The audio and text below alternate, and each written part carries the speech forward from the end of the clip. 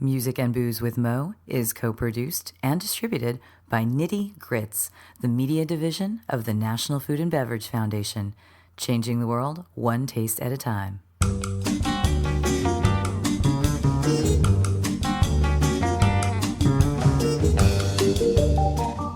Welcome to Music and Booze with Mo. I'm Mo Herms, and I've worked in the music industry most of my life, so have met some pretty amazing musicians over the years. I also love a good cocktail, and I've encountered some really interesting bartenders as well. It seems that there's a lot of crossover, so when I can, I like to talk to musicians and bartenders about music and booze. Join us at the bar, won't you?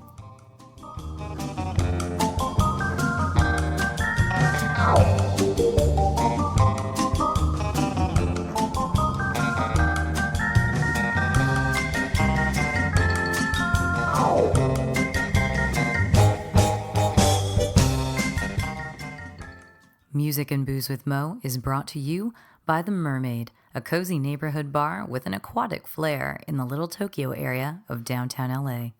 Open 7 days a week, featuring tropical cocktails and snacks, The Mermaid also has a daily happy hour from 5 to 8 p.m. Follow The Mermaid on Instagram at TheMermaidLA to hear about upcoming events and check them out at TheMermaidLA.com. Head to 428 East 2nd Street, Los Angeles, for a drink.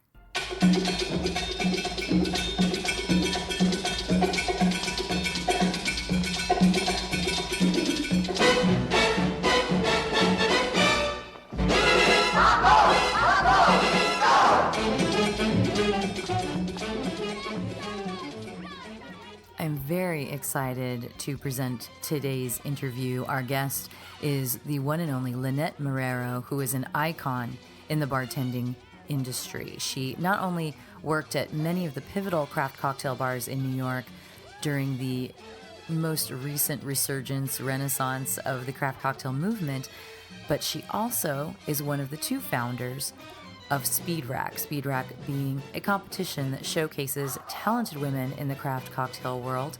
It's international at this point, and this past summer, both Lynnette and her partner in Speed Rack, Ivy Mix, were awarded a Tales of the Cocktail Best Mentor Award. So very, very happy to have her as a guest on the podcast. Sit back, let's listen. She's going to tell you all about her musical theater days and, of course, getting started in the cocktail world and the origins of Speed Rack. But this way we can get to it, and then you can see the chaos that's going to be happening in your bar this evening or in your restaurant. How long have you had this place? So this restaurant will be 4 years old in November. Congratulations! That's amazing. Yeah, it's really great. I was introduced to Chef Eric through a mutual friend who was in. Was like, I think they need to meet this woman. I actually opened the program with another woman named Jessica Gonzalez, who was the opening head bartender for the Nomads. She was there through the first few years. And so she and I collaborated to open this menu, and I've stayed on to keep it on its journey. And she and I both had Puerto Rican blood, so it was like transitioning in a Peruvian style. But it was a really good match. It was Chef was raised by really strong women. He met me and Jessica. We're like, okay, great. And he already knew what to do. Well, I always start these things by having the interviewee of the moment introduce themselves and where we can find you, where your bar home is. Awesome. So my name is Lynnette Marrero. I am based here in New York City, and you can find me. I don't get behind the stick as much anymore, but I am doing the programs here at Mama Inn in Williamsburg. We're opening another restaurant in Manhattan called Mama Sun. So soon, nice. That'll be where you find me most of the time. And then you'll find me traveling around the world with an organization called Speed Rack, which is an all-women's bartending competition that raises money for breast cancer. What got you started with Speed Rack? Because I think you know this already about me, is that I'm a partner in an all-female owned and operated bar. And it just sort of happened that way. We didn't really mean for it to, but the three of us, when we got to talking, we're like, hey, wait a minute. Are there really too many places in LA that are female run? So we decided to run with that and encourage and highlight more female spirit, femme-forward spirit organizations, spirits, etc. Awesome. So you've been in on this game for a while. I am, but I mean, what inspires me about that is that when we talk about where the game needs to get, you kind of already noticed a part of like where the game needs to get. So we were starting back, and I actually started with an organization called LUPEC, which I'm familiar with LUPEC, but does it still exist? I would love to meet ladies of LUPEC, which I am right now. Exactly. Ladies United for the Preservation of Endangered Cocktails. I started the New York chapter after meeting Misty Kalkofen of Del Maguey. Now she works and she's their madrina, which is just bringing all the female energy to that company. But I met her and Kirsten and Kitty in New Orleans at Tales of the Cocktail, and they had written a book about LUPEC, which was great.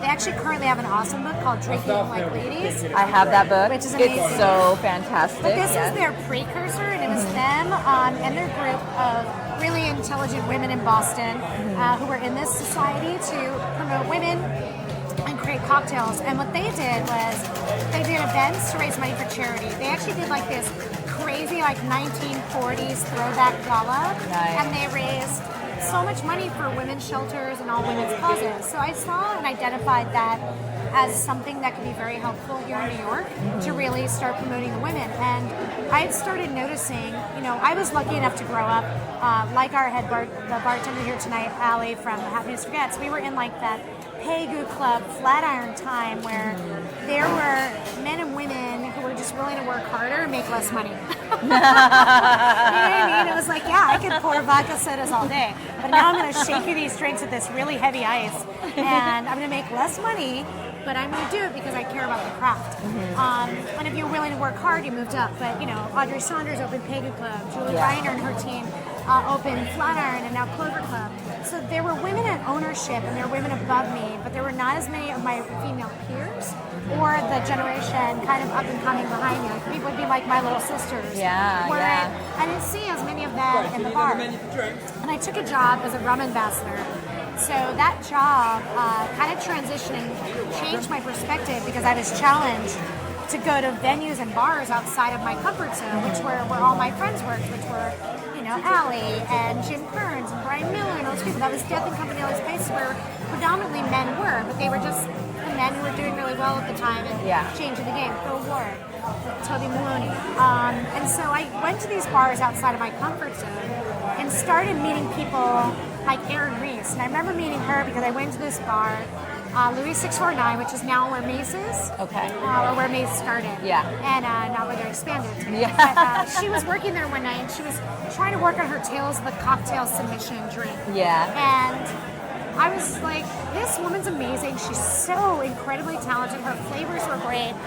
Her cocktails were great. But I didn't know who she was. I had no idea. And I was like, well, there has to be more women like this around. And so through kind of this, ambassador gig, where I started going all the key accounts serving Zacapa rum, which is a female-made spirit, I was finding these women behind the bar. And so I decided to start the LUPEC chapter in New York. And that then led me to meeting Ivy Mix, who's my partner in Speed Rock. And she was having kind of a difficult journey of getting behind the bar and getting into places. So it was a little...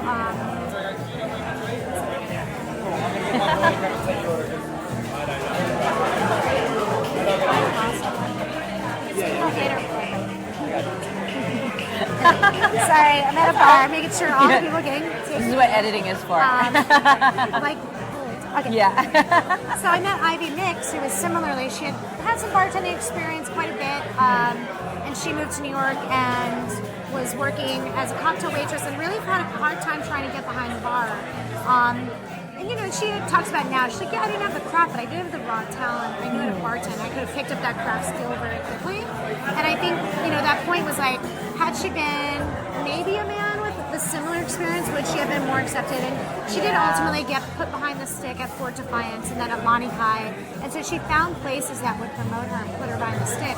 But that journey was difficult. And at this time it was the mustachioed meme of the bartender, the arm garters.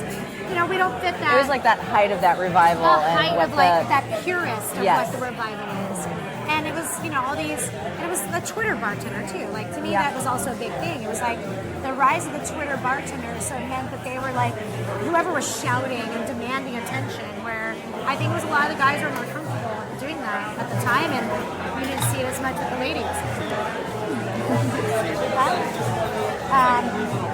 So you didn't see it as much with the women at the time. I think that I've had conversations with women about media, about how women in media, especially in the chef world, and that's changing too. But a lot of the times, the way the women pitch themselves to press are very different than men. I think that kind of showed at that time in for us in the bar industry. So I think it's been about giving confidence to women to own who they are and be who they are and put that out there. And part of that is what you guys have done, which is sort of create this like awareness or create a, what am I wanting to say? Vision, like have yourselves be visible. Make this tribe and have it be a visible tribe. Because that was something that when our bar first opened, people would comment, why do you have to highlight the female thing? Why is it a big deal? And I'm all, because you're a dude and you never have to think about that. And one day it won't be something we need to highlight anymore because it'll just be regular. We're just working towards that. So you guys decided to pull Speed Rack together to just bring all these amazing women out and show like just what they could do. Hi. Hi, how are you? Say hi. Anyways, okay, I'll see you over there in a minute. Because there are so many amazing, talented bartenders out there. So what made you two get together and be like, you know what we should do?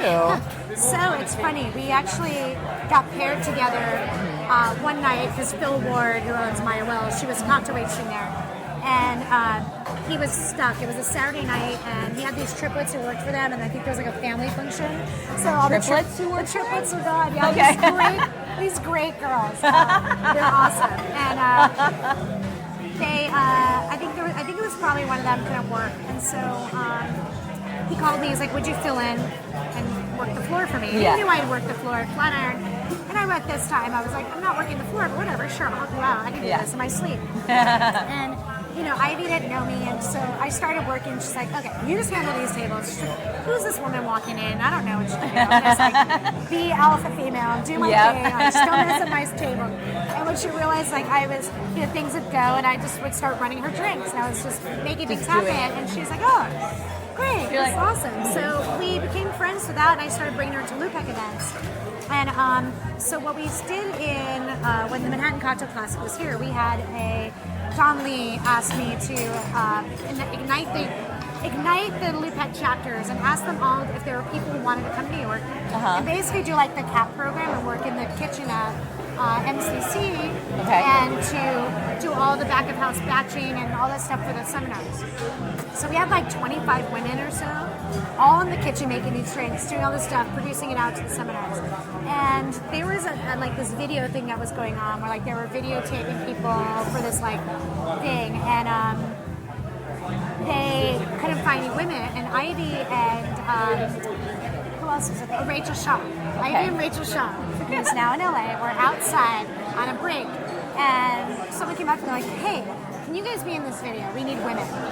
And Ivy and Rachel are like, there's like a whole bunch of them here, but sure, we'll do it. And so they went on, and she's like, "Oh my goodness, we're doing this because we're like the token women in this, when there's so many women." So she started thinking with this idea, you're like, "Come this way, let me show you her something." And Rachel started joking, like, like all the video needs to be was like a, like a crop shot of just shaking boobs. Of shaking boobs here. It's like, we'll just call it Speed Rack. and so that was really funny, and they're just like joking about it. And then Ivy thought more, and we ran into each other on Super Bowl Sunday randomly at a dive bar here in Williamsburg. And she's like, I've never told you about this, but this would be great. And I was thinking we should do some sort of competition. I don't know what it is, but we should do it. And you always do stuff with Lupec charity. We should support breast cancer. I'm like, great. My mother-in-law's a survivor. Let's do it.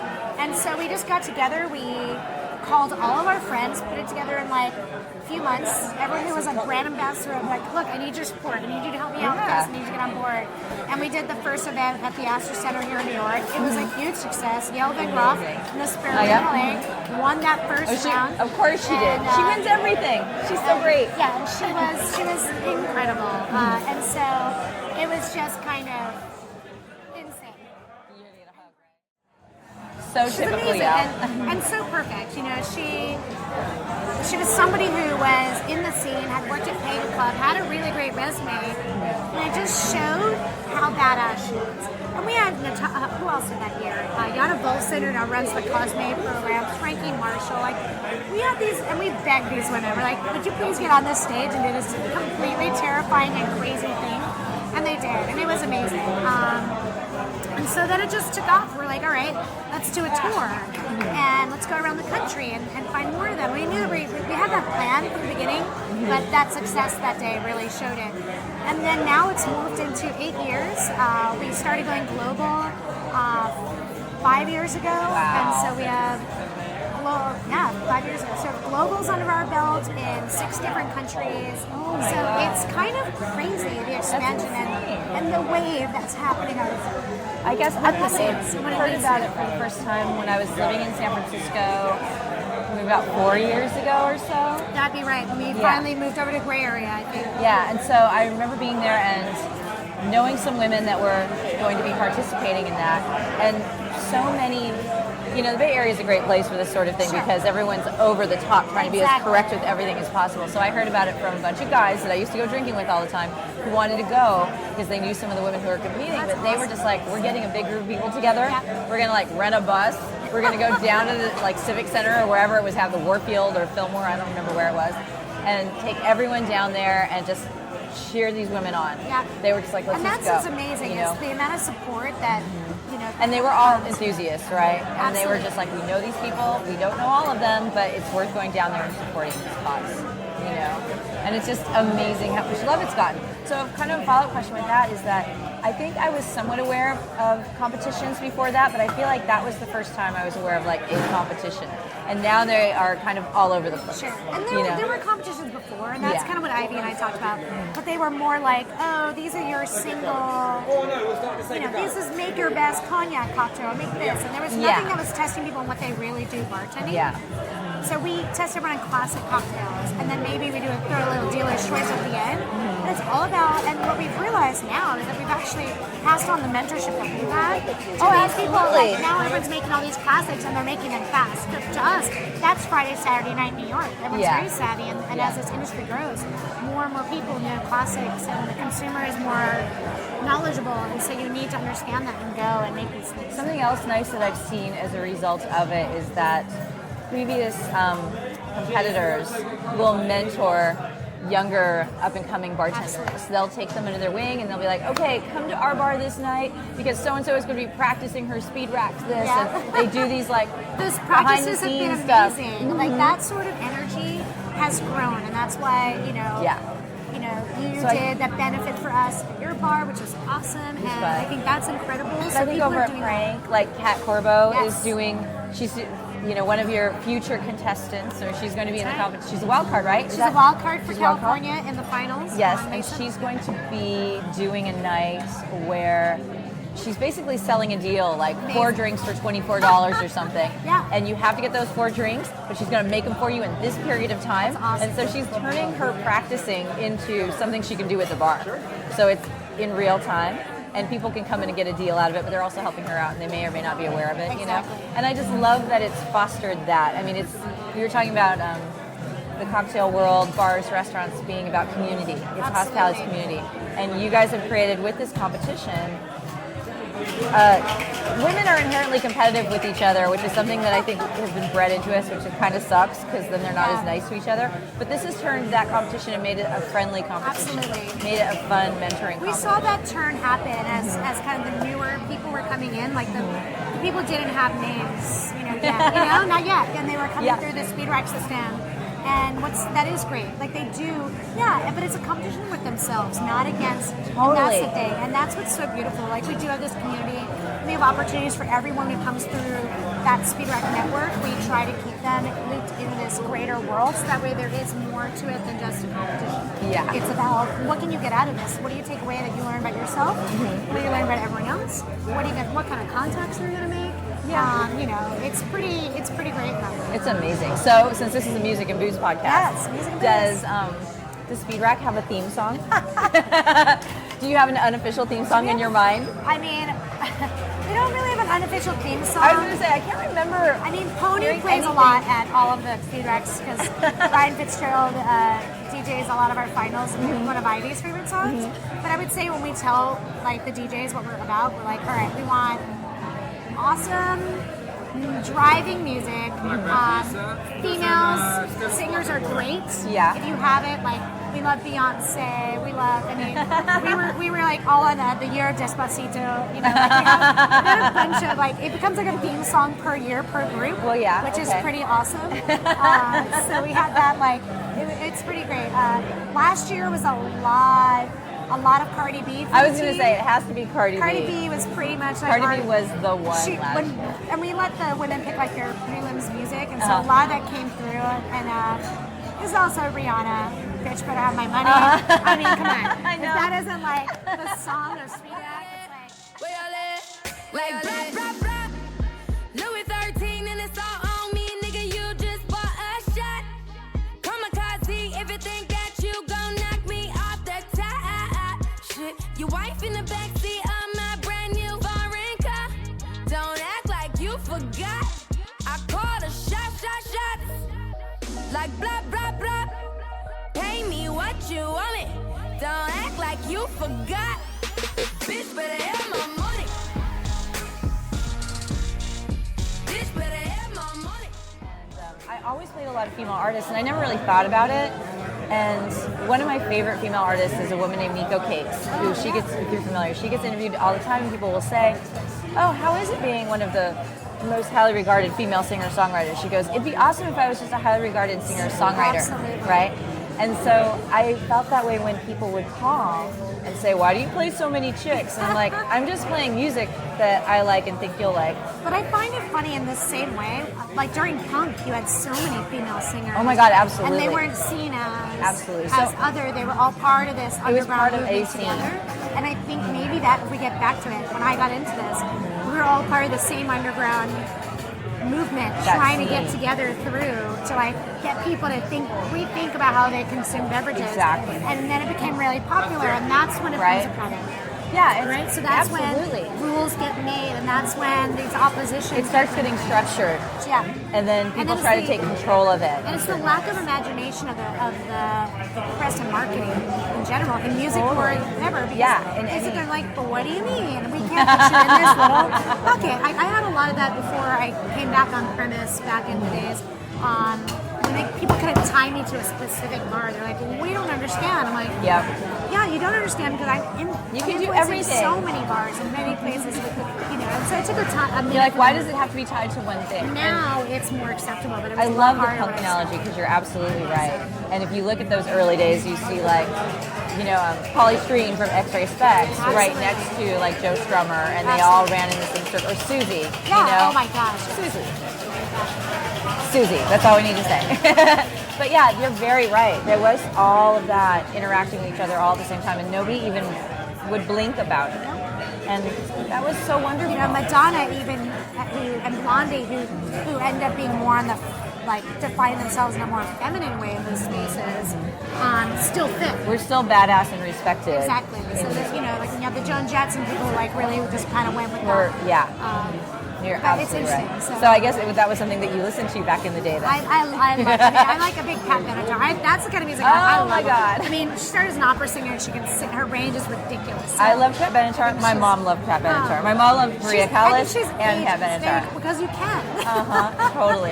And it's so funny. I just was telling, I think my brother, that my boyfriend and I had we had a dance party at our house one night, which, I hope that you and your husband have had dance parties. We have, usually after a lot of champagne on New Year's Eve. See? Yeah, this is usually after a couple, like we've maybe had some scotch for the night, and we're like, let's listen to some 80s music and have a dance party. And the one time we did it, and he's all, I'm feeling Pat Benatar, and I was like, yes! And suddenly he's taking video of me singing Invincible in my living room. I've been cluing so many people into The Legend of Billie Jean. I'm like, how have you never seen this movie? I know, that's I'm like, I need to have like a feminist sit down with with the next generation. Be like, we've been talking about that movie a lot lately, It's too. been on the radar. I don't know why. I don't know if it feels either. like it needs like a resurgence, but it's I don't such want it to be remade, though. No, I want it to just like I'm be worried. replayed. Who was it that was the star of that? Lori Helen Slater. It was okay. Yeardley Smith was in it. Christian Slater was in it. Yeah, well, I know Christian Slater, I remember, because he was the kid whose bike gets stolen. Exactly. And I joked, I'm like, we need the double feature that's The Legend of Billie Jean and Over the Edge. Exactly. And it's the little kids getting their stuff taken from them by adults who rebel. There's some really In a good big way. articles about like it as this great feminist film. So, No, I mean, it absolutely does. And then she goes and cuts off all her hair. I know, and then everyone's like, what? As if you didn't already think that. Beautiful, long golden locks. Isn't that funny? It's a sign that you've become a different person when you chop off your hair. And It's not just when you break up. Yeah. And that's another one of those things. You know, it was like the defeminizing of women, whereas like, you know, I always wore, to me, like a dress is more valuable behind a bar if it has pockets, and I can wear a little apron. And Natasha David is somebody who I worked with, and she was always so elegant and maintains her femininity. And it's for everyone to decide how they want to be. Like, we can express ourselves, and it's nice to see that we don't have to like be buttoned up in like the bad vests anymore. And You don't have to look like the guy or anything behind the bar. Just be who you are, and that's. I would always wear dresses. Now shoes, that's another thing that you have to think there's about. a lot of great non-slip cute shoes. See? We Your found own them all. dresses. Megan Dorman and I have found most. But that's the point now. I see lots of wonderful women running programs, but I want to see more of those women in ownership positions. You know, Megan Dorman's a great example. Dear Irving, Rain's Law Room. She worked through bar management. She now has some ownership stake. But I want to see more and more of those opportunities happening for more women. How do you feel it is out here in New York right now? I mean, do you think it's still pretty minimal, the number of women who have ownership? I think it's getting better in restaurants. It's still, you know, It's a little trickier in the bar. I think it's a little 70-30. Yeah. You know, and, that's like that 30% makes a big splash. Yeah, it's hard to open a business, it though. is I mean, hard. especially you're in New York, I'm in Los Angeles, people in San Francisco. Expensive cities. Very to expensive markets. raise you know? capital, and I don't think they tell us how to raise capital as much as they tell men to. They absolutely don't.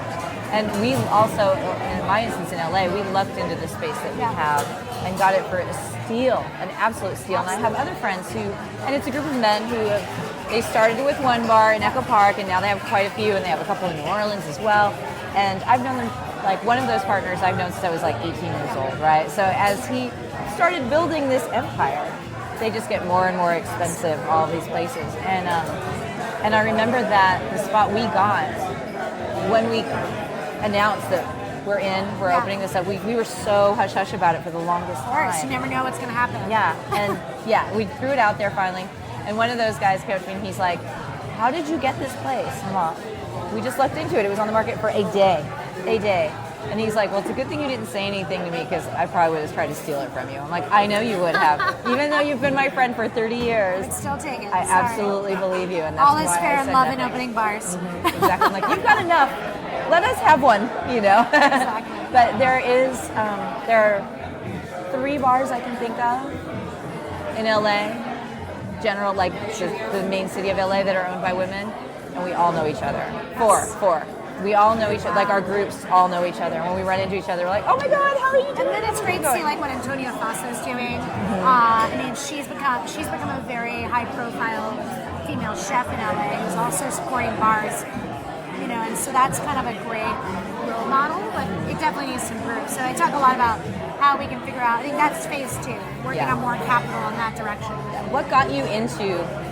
When did you become a bartender?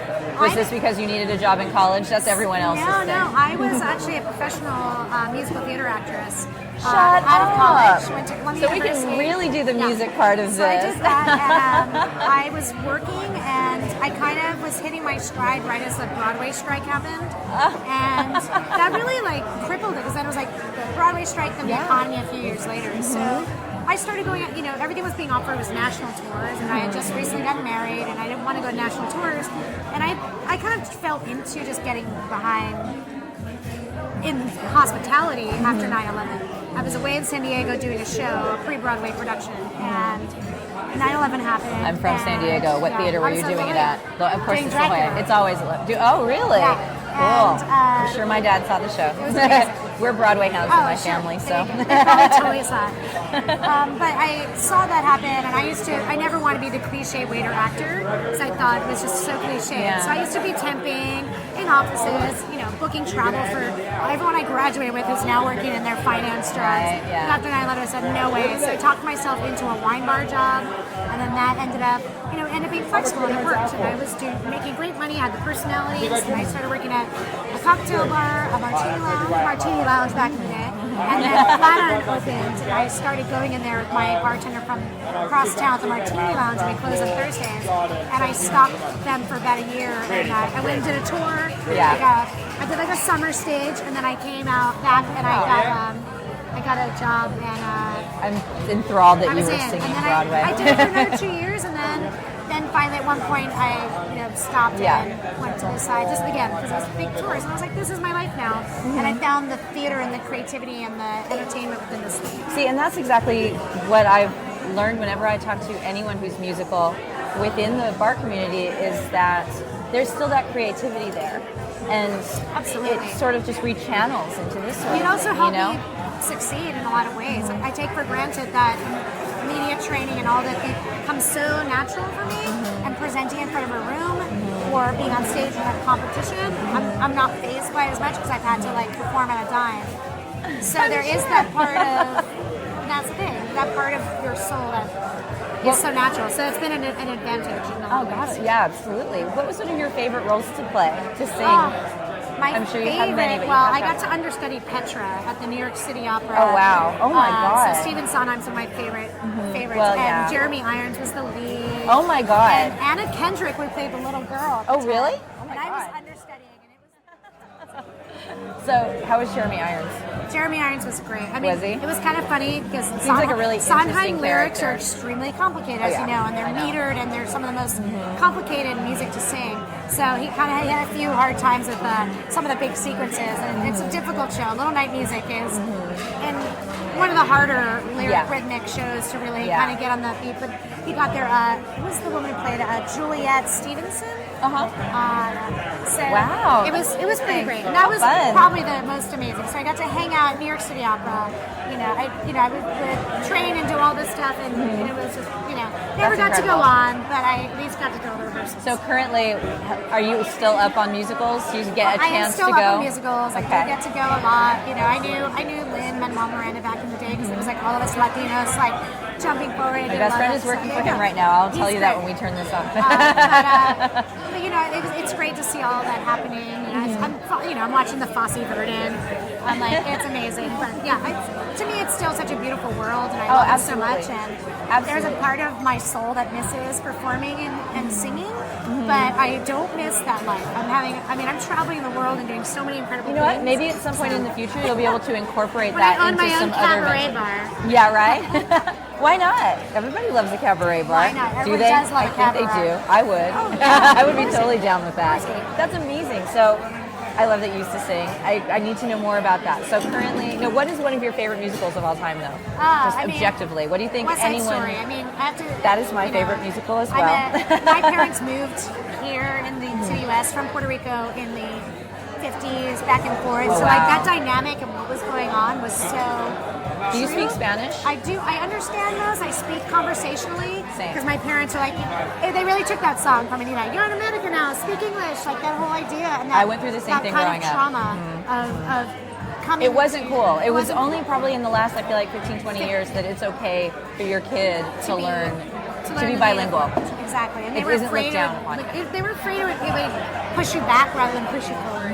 And even I'm like my parents would just I'm one of four and I'm third. So like me and my younger sister are on that edge of like when if they would have just done it with us, it would have been perfectly cool. But I get it. I get where they were bringing their own experience and bringing it forward. But I'm excited for the remake. It'll be good to see because I know that they're doing like authentic casting. Did you see who's playing Maria? Have you No. checked her out? I will send you a link because she's like 18 years old, YouTube star. Can't wait. And she is Colombian. Oh, nice. She's half Colombian, I think, or is she whole Colombian, just born in the States? She's extremely talented. Awesome. Really great. For me, it was always hard because they couldn't decide. Like I had the range, I was in between. I had the range of a Maria, but I was too But you sassy wanted like to be an Anita. But I'm not but I was a singer who moves. I wasn't a dancer. So I'm like, oh no. I'm like, I can like follow along like Conchita, but I cannot be Anita. Yeah, you would have to be Maria because she never really danced. I know. So But you'd be either in way, that. So then you saw when they brought their revival here and did it. I went to that as well. I have my Sharks T-shirt. You'd be happy to know. I mean, because I saw Evita is Sharks. probably the role that I was. I'm so bummed I never got to play because, I was too young when I wasn't age appropriate when I was doing this. But man, I had the range. I could sing it. Oh, that's amazing. It's been great. Did you ever create any drinks back in your day that were inspired by some of these numbers? I made a lot of cocktails inspired by the opera because Alan Katz, who owns New York Distilling Company, did 4 years of these competitions where we would go see an opera, bring all these bartenders, we'd go see an opera, then we'd create a cocktail. I won 2 years in a row, and you got 8 tickets to the opera. Won 2 years in a row, they retired me for the last 2, and I became first. And they're like, you weren't allowed to anymore. Lynnette, you're not allowed to win anymore. So what were those drinks? Do you remember? I did one called the Smoking Gun, based on this West Spaghetti Western opera, and it was it's actually in Robert Simonson's book about old fashions. So it's lamps on the souchong, rye whiskey, really yummy. I don't remember what I won with the first year, but it was based on like burlesque sort of. Ooh, cool. Oh, that's so rad. I love that. That like really takes it to another. I always ask people that question. Did you ever were there any songs that ever inspired this? But yours is like way more like in your blood That's kind a whole of thing. other podcast. But here we go. Well, this is the Music and Booze podcast, so It's true. we might have to do a part 2 some other time when we're not all so pressed for Musicals time. and booze. Yeah. We'll do our favorite. That is so easy for me to do musicals and booze. Although I haven't created the drinks because I do not have that knack of. I'm a decent chef. I'm not a brilliant chef. My brother is that person. Right. So that's why I'm on the other side of the bar. I'm an enthusiast, but I'm really good at all the administrative and social media and all If I come that. out to LA, we'll do it. We'll do a whole Broadway. Come to LA, we'll do a whole Broadway thing. I'm so down, so down for that. All right, well, probably could wrap it up on that note. So thank you so much for taking the time to talk to me. And I'm so excited you're a Broadway nerd. We are beyond Broadway nerd. You are actually a person who sang in musical theater, and I highly respect that. In fact, my family will probably be thrilled to hear this one. So thank you. Good luck today.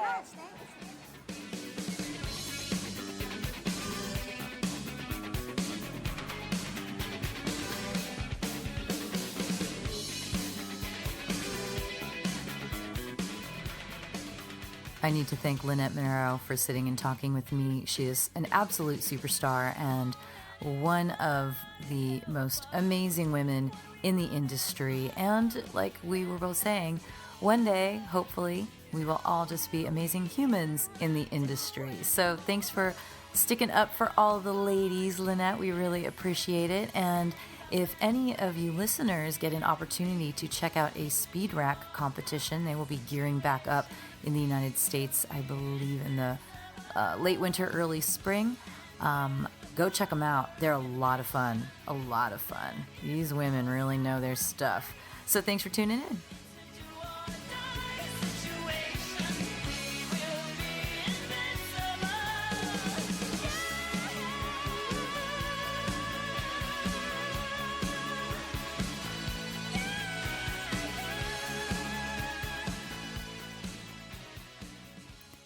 Music and Booze with Mo is brought to you by Barkeeper, a head shop for cocktail lovers, located at 614 North Hoover Street in Silver Lake, Los Angeles.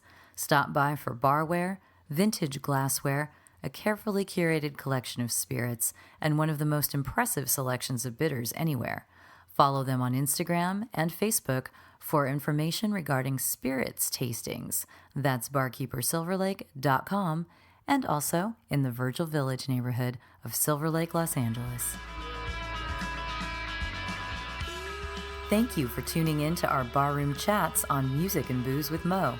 For more info about today's guest, or if you want to connect with me, check out my Facebook page, Mo Herms. Please subscribe to the podcast and feel free to tell all your friends about it. While you're there, give the show a rating and a review. It really helps to get the word out. If you want to hear the playlists our guests have curated, search She Be Mo on Spotify, SHEBMO. Find pictures of the interviewees and the cool stuff they create on the Music and Booze with Mo Instagram account. Lower your expectations and join us at the bar. Till next time, cheers.